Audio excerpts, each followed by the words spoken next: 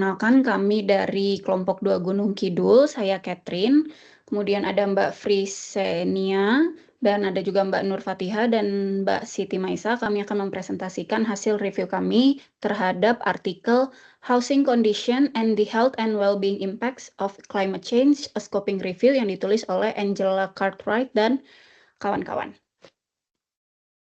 Oke, pada artikel ini ada 2 kata kunci utama yang dibahas dan menjadi concern dari artikel tersebut dari penulis, yaitu ada housing condition dan climate change, di mana housing condition artinya kondisi rumah atau tempat tinggal, yang mana keadaan fisik serta kualitas lingkungan hunian yang dapat mempengaruhi kesehatan, keamanan, privasi, dan kesejahteraan penghuninya. Kemudian di sini ada kata climate change, yaitu perubahan iklim, yang mana artinya perubahan jangka panjang dalam suhu dan pola cuaca. Dari artikel tersebut, mereka mengatakan bahwa hunian adalah faktor penentu sosial kesehatan, di mana hunian yang aman dan terjamin akan berkaitan dengan kesehatan yang baik. Akan tetapi, hunian yang tidak aman dan tidak memadai berhubungan dengan kesehatan yang buruk.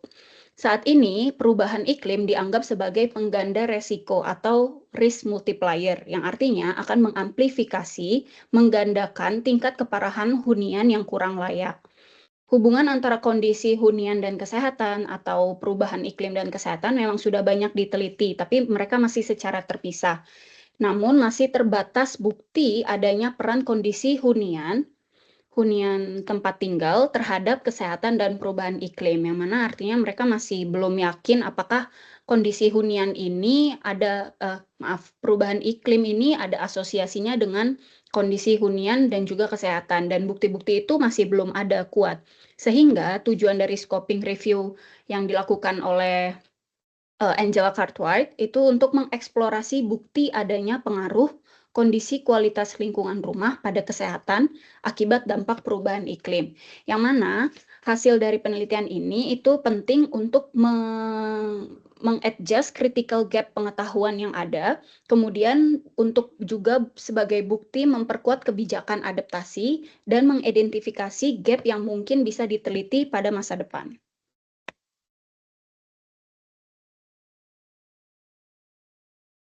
Selanjutnya, izin melanjutkan dari Kak Catherine.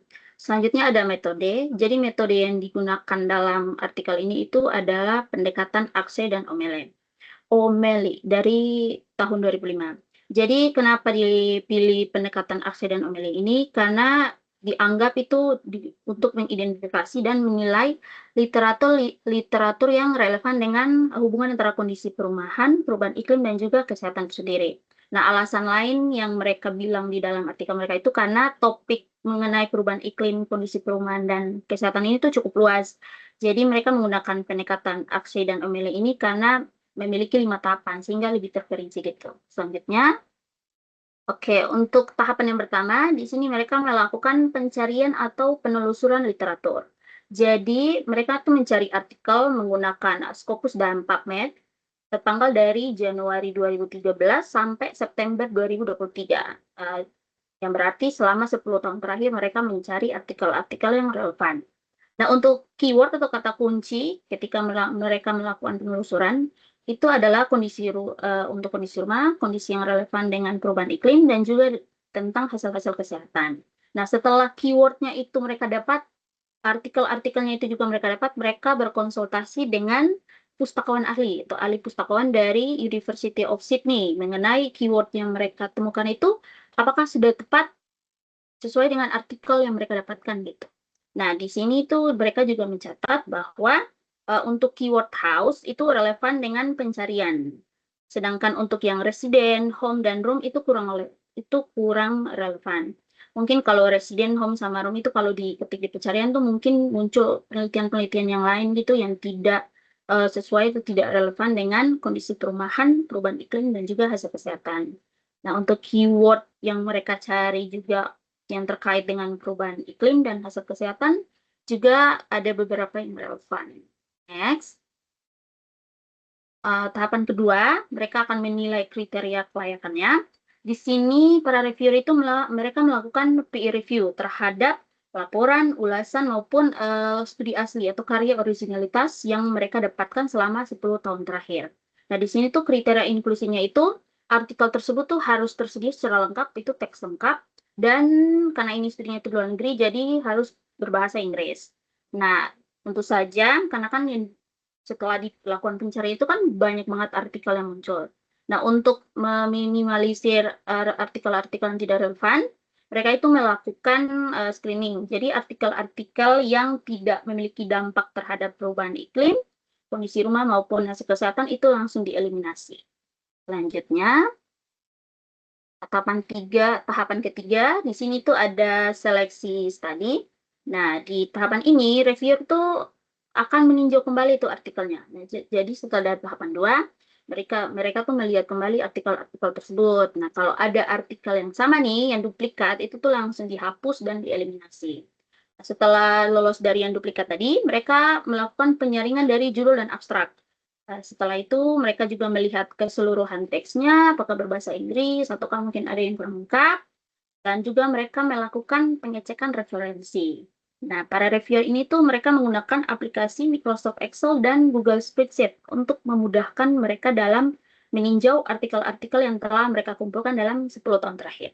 Selanjutnya, di tahapan keempat, ada ekstraksi data.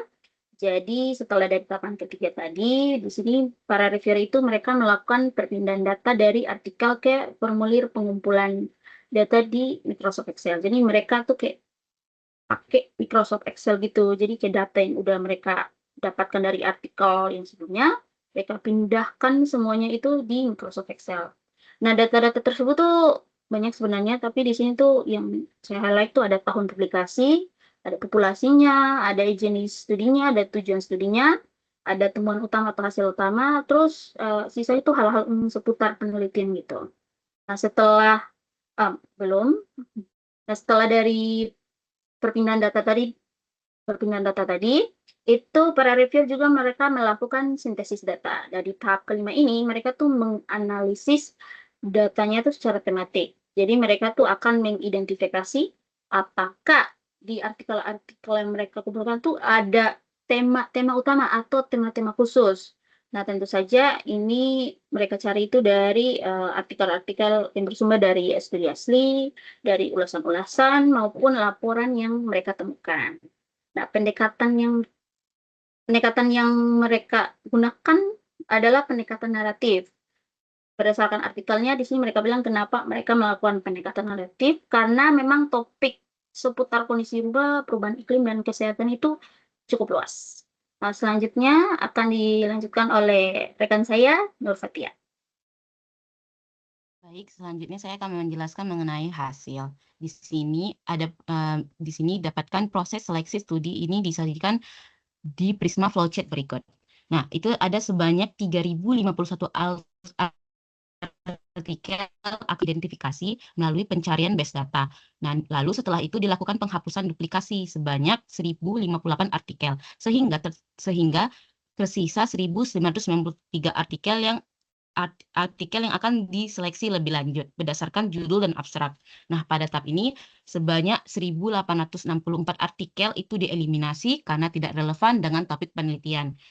Tersisa sebanyak 129 artikel, ini kemudian dinilai kelayakannya melalui penilaian full text atau teks lengkap, yang dimana artikel yang tidak memenuhi kriteria inklusi akan dikeluarkan dengan alasan tidak membahas konsep kunci itu sebanyak 77, serta jenis artikel yang tidak sesuai sebanyak 19. Lalu selain itu ditambahkan 5 artikel melalui penelusuran daftar referensi. Nah, sehingga didapatlah sebanyak 38 artikel yang akan diikut sertakan di scoping review. Di antaranya yaitu 30 dari artikel asli, 6 dari artikel review, dan 2 dari laporan. Nah, di dalam hasil penelitian kajian yang sudah diseleksi, ini diambil dari berbagai negara, yaitu Amerika Utara, Asia, Afrika, Asia Selatan, Eropa, dan Australia. Di sini paling banyak mengkaji di bagian negara Amerika Utara dengan metode yang paling banyak digunakan, yaitu cross-sectional dan ekologis. Next. Adapun yang didapatkan dari kajian yang sudah yang sudah dipilih itu yang pertama ada bahaya iklim yang diteliti. Nah, dari kajian ini didapatkan beberapa bahaya iklim yang diteliti, yaitu gelombang panas dan panas ekstrim, cuaca dingin, banjir, dan badai. Di sini kajian yang paling banyak dilakukan yaitu gelombang panas dan panas ekstrim. Selanjutnya itu pengukuran kondisi perumahan. Ada beberapa kondisi yang diteliti yaitu keberadaan pendingin ruangan, desain bangunan atau bukaan jendela atau penggunaan shading, ventilasi, bahan bangunan atap dan dinding. Di sini yang paling banyak dikaji yaitu keberadaan pendingin ruangan. Selanjutnya dampak kesehatan yang diteliti. Nah, dari beberapa kajian ini banyak dampak kesehatan yang diteliti. Salah satunya itu penyakit akibat panas seperti dehidrasi, sakit kepala, ruam panas, pusing, mual dan kram otot, asma, alergi dan penyakit mental. Di sini yang paling banyak dikaji yaitu penyakit akibat panas. Selanjutnya hubungan kondisi perumahan dan dampak kesehatan. Tentunya kondisi perumahan itu memengaruhi dampak kesehatan, apalagi terkait iklim. Itu melalui berbagai aspek termasuk peningkatan ventilasi, adanya ketersediaan pendingin ruangan, penggunaan filter arang, dan desain bangunan yang pasif. Baik, selanjutnya saya lanjutkan ke Mbak Maisa. Pada bagian interpretasi data ini, hasil scoping review menunjukkan bahwa yang pertama, hunian merupakan prioritas adaptasi iklim terhadap panas ekstrim. Hal ini menunjukkan bahwa panas ekstrim merupakan ancaman paling sering dikaitkan dengan dampak kesehatan. Kemudian, temuan juga memperlihatkan bahwa pendekatan modifikasi perumahan terpadu lebih efektif. Terpadu itu artinya kombinasi beberapa perbaikan hunian yang saling melengkapi, seperti ventilasi dengan kipas, penutup jendela dengan perbaikan dinding, dan sebagainya. Karena penggunaan ruangan pendingin saja itu kurang efisien. Kemudian, ventilasi menjadi faktor protektif yang paling konsisten terhadap berbagai bahaya iklim. Hal ini ditunjukkan dengan kondisi hunian bekerja secara simultan dalam mempengaruhi risiko kesehatan. Kemudian, dampak kesehatan akibat bahaya iklim tidak hanya ditentukan oleh faktor lingkungan, tetapi juga oleh kualitas dan desain hunian. Namun, perlu dicatat bahwa bukti kesehatan masih berfokus pada dampak jangka pendek dan bersifat asosiatif atau berhubungan. Outcome akutnya lebih dominan dikaji. Next. Pada bagian ini, saya akan menyampaikan keterbatasan scoping review sekaligus implikasi hasil untuk penelitian selanjutnya. Keterbatasan scoping review yang pertama, hasil tinjauan masih terfokus pada satu bahaya iklim yang didominasi oleh panas ekstrim. Kemudian yang kedua, ketimpangan geografis bukti pengambilan data.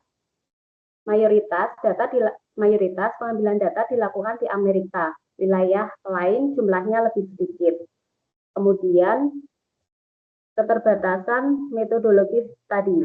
Mayoritas penelitian menggunakan studi observasional, sehingga temuan yang dihasilkan lebih menunjukkan hubungan atau asosiasi, bukan hubungan sebab akibat secara langsung. Kemudian yang keempat, akses dan kemampuan adaptasi yang tidak merata, yang artinya kondisi ini berpotensi mempengaruhi hasil penelitian karena kelompok rentan seperti masyarakat berpenghasilan rendah, lansia, dan penghuni-hunian yang tidak layak memiliki kapasitas adaptasi yang lebih terbatas terhadap panas ekstrim. Kemudian yang kelima, sebagian paparan studi tidak mendefinisikan paparan secara jelas terkait ambang batas. Hal ini dibuktikan dengan kurangnya kejelasan definisi paparan panas pada saat kami melakukan scoping review. Tiap studi menggunakan indikator yang berbeda, baik suhu maksimum, indeks panas, maupun definisi gelombang panas. Hal ini menyulitkan perbandingan lintas studi dalam menarik kesimpulan yang lebih akurat. Kemudian yang keenam, keterbatasan detail variabel tertentu, terutama terkait karakteristik fisik hunian dan kondisi sosial penghuni. Keterbatasan ini membatasi pemahaman yang lebih komprehensif mengenai mekanisme bagaimana kondisi perumahan memodifikasi dampak panas terhadap kesehatan. Kemudian implikasi hasil untuk penelitian selanjutnya. Yang pertama itu perluasan representatif geografis penelitian ini untuk mengungkap variasi konteks iklim sosial dan karakteristik hunian, agar variasi konteks iklim, kemudian sosial dan karakteristik hunian itu dapat lebih terwakili. Yang kedua, pendalaman hubungan paparan panas indoor dan outdoor untuk memperkuat dasar pedoman terkait panas. Yang ketiga, diperlukan desain studi longitudinal dan cohort prospektif dengan pengukuran berulang sehingga perubahan kondisi hunian dan kesehatan itu dapat dipantau dari waktu ke waktu, dan hubungan sebab akibat antara paparan iklim dan kesehatan itu bisa lebih jelas terlihat. Kemudian yang keempat, pengembangan indikator kerentanan berbasis hunian untuk mengintegrasikan faktor fisik rumah dan faktor sosial penghuni. Nah, hal ini perlu dikembangkan indikator kerentanan berbasis hunian yang menggabungkan kondisi fisik rumah dan faktor sosial penghuni untuk mengidentifikasi siapa sih yang paling rentan terhadap dampak dari perubahan iklim ini. Kemudian yang terakhir, perluasan kajian bahaya iklim dan outcome kesehatan supaya tidak terbatas pada panas ekstrim dan mencakup dampak jangka panjangnya juga.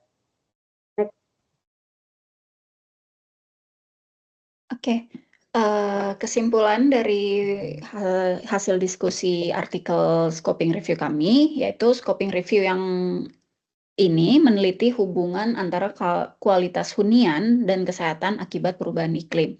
Metodologi penelitian yang digunakan yaitu framework Arksey dan O'Malley yang secara sistematis untuk menaksir literatur dengan 5 tahapan yang sudah dijelaskan sebelumnya. Kemudian pencarian literatur menggunakan Scopus dan PubMed yang akhirnya mengidentifikasi 38 artikel yang relevan untuk direview. Hasilnya, panas ekstrim merupakan bahaya krisis iklim paling umum yang berhubungan dengan dampak kesehatan yang buruk. Dan modifikasi hunian terintegrasi akan lebih efektif beradaptasi terhadap perubahan iklim dibandingkan dengan penggunaan air conditioning atau AC.